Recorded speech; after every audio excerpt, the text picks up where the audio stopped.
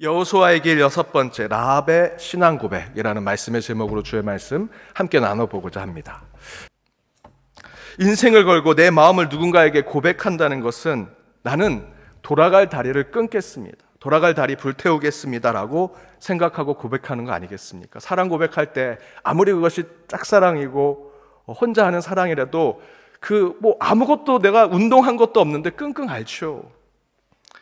그 마음은 그 고백을 하기 위해서는 엄청난 우리 삶의 에너지를 쏟기 때문입니다. 모든 것을 바치고자 하는 것이죠. 그래서 그 전도사님들 끝내 그 사랑 고백을 전하지 못했음에도 불구하고 그 고백을 위해서 준비하는 과정 때문에 알아누웠습니다. 이렇게 누군가에게 고백하는 것, 온 힘을 다해서 온 정성을 다해서 사랑과 내 뜻과 존경심을 표현하는 고백, 이렇게 고백하는 것이 신약 성경에도 누군가가 하고 있었습니다. 특별히 우리 성경에서는 그 고백이 하나님께 하는 신앙 고백으로 나타나지요. 그렇게 고백을 한 사람이 2명이나 있습니다. 하나는 베드로고 또 다른 한 사람은 도마입니다. 마태복음 16장에 보면 예수님께서 제자들을 데리고 가이사라 빌립보 가이사라 지방에 갑니다. 이 가이사라 빌립보는 갈릴리 이스라엘 지방의 맨 북단에 있는, 최북단에 있는 도시입니다. 이스라엘 성지순례를 다녀오신 분들은 아시겠지만 이스라엘 땅 대부분이 물 하나 없는, 나무 하나 없는 광야나 사막, 메마른 땅이지요.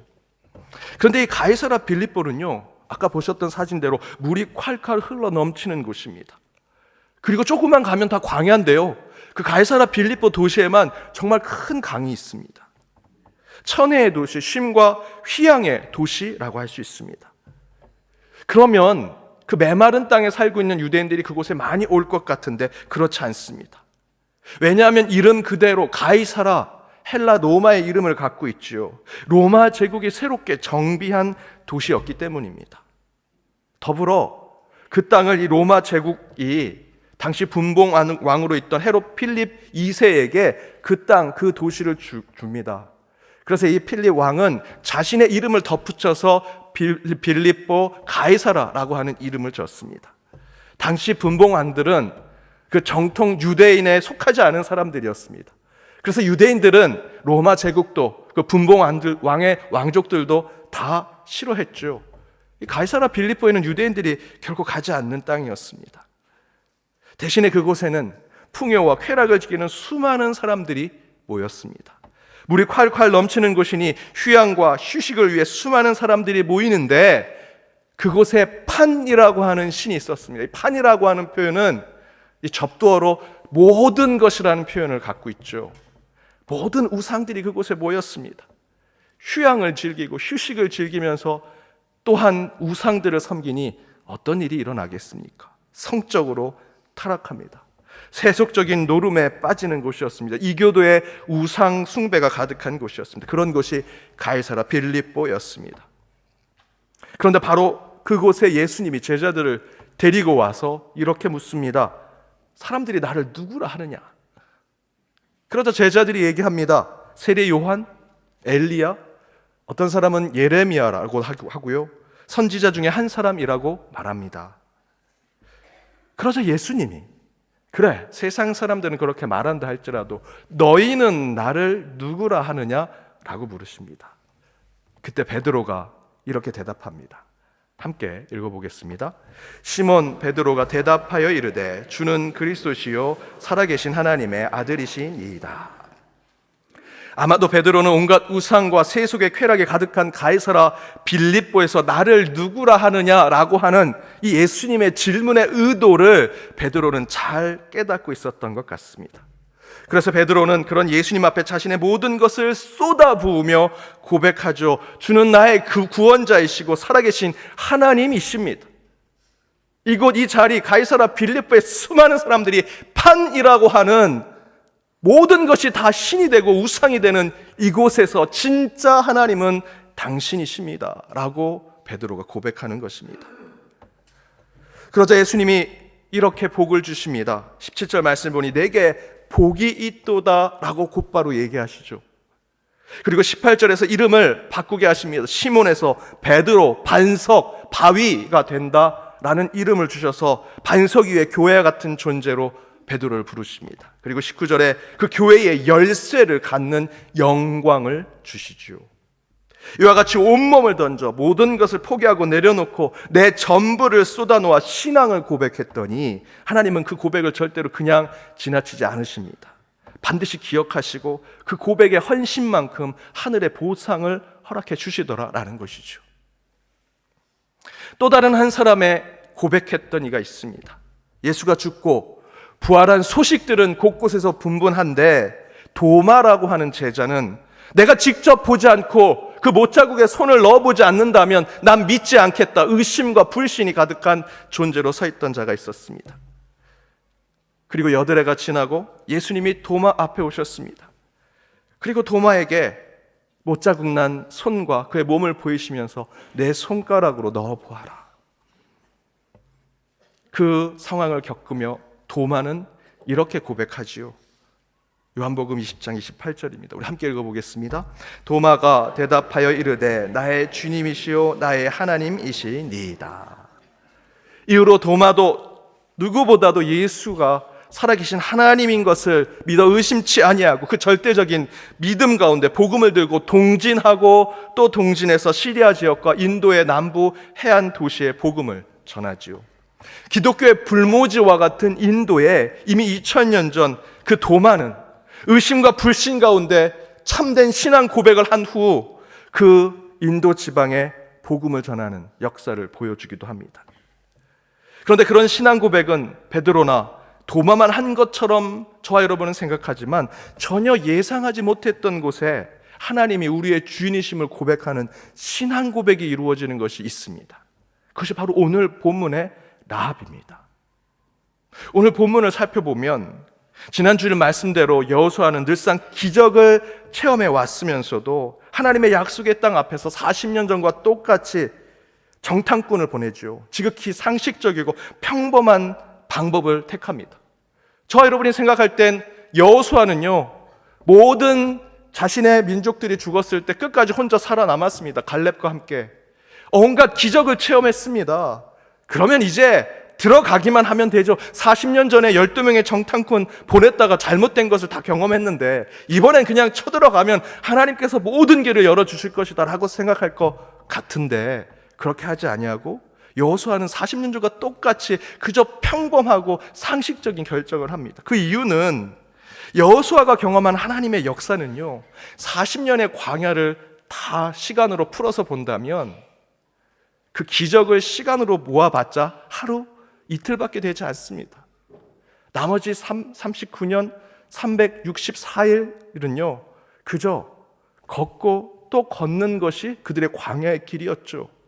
여호수아가 깨달은 것은 40년 가운데 하루 이틀 정도 되는 기적의 날이 아니라 39년 364일 동안 아무것도 일어나지 않았던 그 순례길을 걷고 또 걸을 때 늘 함께 하셨던 하나님, 상식적이고 평범하고 지극히 일상적인 그 삶 속에 함께 하신 하나님을 경험했기 때문에 40년이 지난 그 자리에서도 똑같이 정탐꾼을 파견한 것입니다. 그렇게 여리고성 앞에서 여호수아는 다른 지도자들과 다를 바 없이 지극히 평범하게 정탐꾼을 파송하지요. 그런데 그렇게 너무도 평범한 일을 행하는 여호수아에게 하나님은 일상 속의 신비를 체험하게 하십니다. 곧 너무도 당연히 정탐꾼을 파송한 것에 하나님은 전혀 예상하지 못한 곳에 기생 라합이라는 자를 만나게 하셨고요, 그녀를 통해 이스라엘 백성들이 이 약속의 땅에 들어가는데 도움을 얻고 힘을 얻게 하십니다. 그런데 그렇게 준비된 하나님의 사람이라고 하기에 이 라합이라고 하는 사람은요, 신분도 좀 이상하고 정체성도 신뢰성도 우리에게는 의심을 줄만 합니다. 오늘 본문 앞에 1절에 보면 라합은 기생이라고 표현합니다. 아니면 기생들에게 방을 빌려주는, 예배 시간, 설교 시간에 입으로 담을 수 없는 그런 직업을 가진 자였다고 추측할 수 있지요. 또한 4절에 보면 라합은 이스라엘 정탐꾼을 숨겨주지만 이 여리고 왕이 보낸 사람들에게는 거짓말을 합니다. 내가 그들이 어디서 왔는지 모릅니다. 어디로 갔는지 모릅니다. 이스라엘 백성들 입장에서 보면, 저희들 이스라엘 백성에 가까운 저희들의 입장에서는 이 라합이 좋은 일을 하는구나 라고 생각할지 모르지만 여러분, 그 자체로 보면 라합은요, 거짓말을 하고 있습니다. 그것이 화이트 라이, 선한 거짓말일지라도 어쨌든 그녀는 거짓말을 하는 자, 그 하나의 행실로만 보아도 혹시 라합은 늘상 거짓말하는 자가 아닐까라는 생각도 하게 되지요. 그렇게 전혀 거룩해 보이지도 않고 경건해 보이지도 않는, 그래서 그녀가 무슨 말을 해도 신뢰가 되지 않은 그 상황을 저와 여러분이 생각하고, 동시에 정탐꾼을 숨겨주고 왕의 사람들에게 거짓말까지 하는 상황을 경험하는 라합의 입장에서 본다면 지금 라합은요, 사지로 들어가는 입장입니다. 지옥불에 뛰어드는 입장이죠. 이러다가는 어쩌면 정탐꾼에게도 인정받지 못할 수 있고요, 여리고 왕이 보낸 그 사람들에게도 그 모든 것이 들통나서 의심을 받게 된다면 이 라합은요, 곧 죽게 될지도 모릅니다. 지옥불 그 중심에 있는 것을 아마 라합이 느끼고 있었을지도 모릅니다. 그런데 그 중심에서 라합은요, 이런 고백을 합니다. 오늘 본문 11절에 너의 하나님 여호와는 위로는 하늘에서도 아래로는 땅에서도 하나님이십니다. 너희들이 믿는 그 하나님, 하늘에서도 하나님이시고 이 땅에 너희들과 이 땅에 발을 디디고 있는 나에게도 하나님이 된다라는 신앙 고백을 하더라는 것이죠. 이 라합의 말은 사실상 온몸을 던지는 고백입니다. 이제 라합은 결코 돌아갈 다리가 없습니다. 라합은 돌아갈 다리를 불태우고요, 끊었습니다. 그렇게 신앙 고백을 하고 있습니다. 너의 하나님, 너희들이 그렇게 하늘을 바라보고 믿었던 여호와 하나님, 이 땅에 정말 세상에 찢고 볶고 살아가는 지옥불과 같은 삶을 살아가는 나에게도 하나님이 되십니다 라고 지금 라합은 고백하고 있는 것입니다. 사랑하는 여러분, 저와 여러분이 사는 이 모든 공간은 어쩌면 베드로가 예수님과 단독자로 서 있는 가이사라 빌립보와 같은 곳이라 할 수 있지요. 온갖 유혹과 시험이 가득한 곳입니다. 얼마든지 세상의 안락을 맛볼 수 있는 곳에서 저와 여러분이 살아가죠.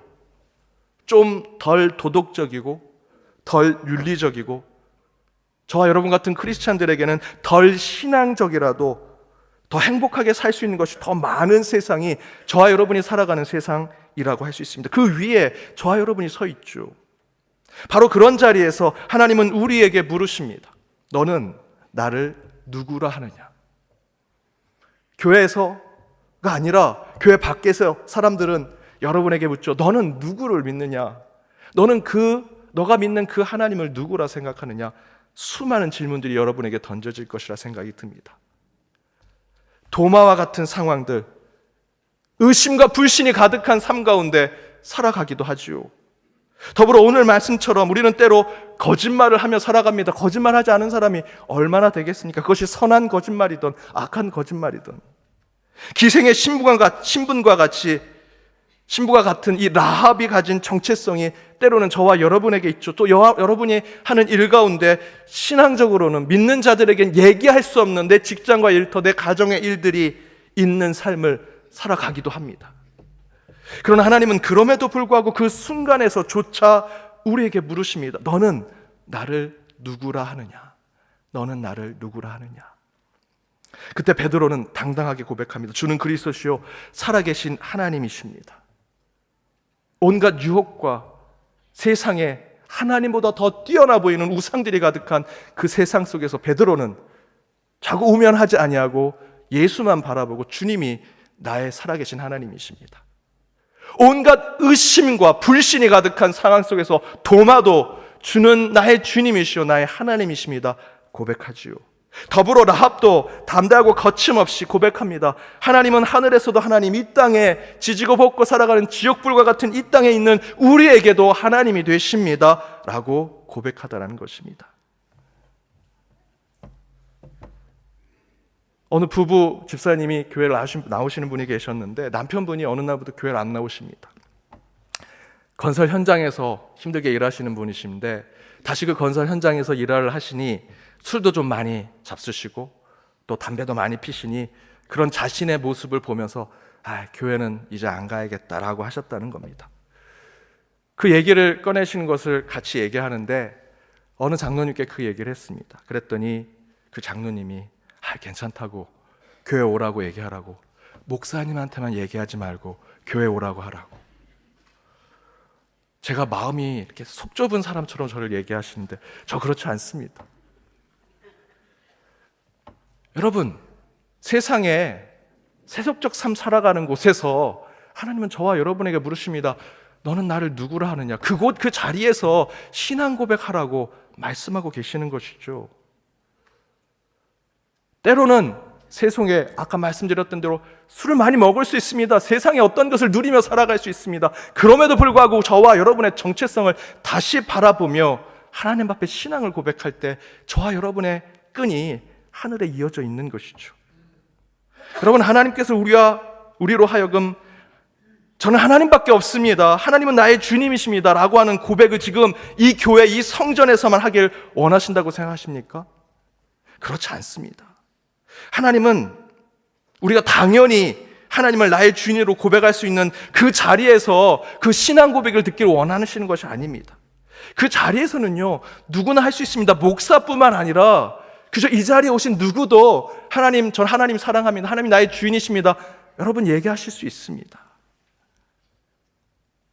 이 자리가 아니라 온갖 유혹과 시험이 있는 곳, 불신과 의심이 있는 곳, 도저히 내 삶을 돌이킬 수 없는 지옥불과 같은 사지에 몰려있는 상황에 있는 베드로와 도마와 라합과 같은 상황에 있을 때 저와 여러분에게는 진정한 신앙 고백이 필요하다는 것이죠. 진정한 신앙 고백이 필요한 그 순간은 베드로가 서 있는 온갖 우상의 유혹과 시험이 있는 곳에서 살아계신 하나님을 고백해야 하는 것입니다. 도마가 가졌던 불신과 의심이 가득한 상황에서 끝내 하나님이 나의 주인이시고 나의 하나님이십니다라는 고백이 필요한 것이고요, 오늘 말씀의 라합처럼 절대로 하나님을 향한 신앙 고백이 예상되지 않는 그 순간 모든 것이 다 사면초가가 되어서 솟아날 구멍이 없는 그 순간에도 오직 하나님이 나의 주인이십니다 라고 고백할 때 저와 여러분의 진정한 신앙 고백이 하늘에 올라가는 것이다 라는 겁니다. 요즘 프로야구 시즌이 되어서 많은 분들이 야구장에 다 가고 TV로도 야구 중계를 보십니다. 그런데 우리나라에 특이한 것이 10개 구단이 있는데 그 10개 구단보다 더 인기가 있는 구단이 있습니다. 한 종평에서 방송하는 스포츠 예능 프로그램에 나오는 최강 야구팀입니다.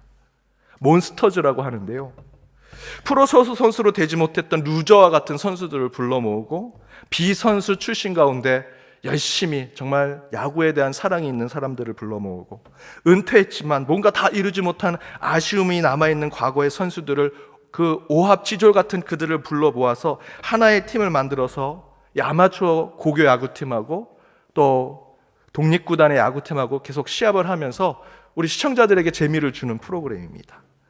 그런데 그 최강 야구팀, 이 몬스터즈라고 하는 이 팀의 감독이 은퇴해서 이제 공도 제대로 못 던지는 그 투수를 다시 불러서 계속 연습을 시키고요, 최고의 선수였던 이대호 선수를 다시 불러서 중학교 그 운동장에서 타격 연습을 시키십니다.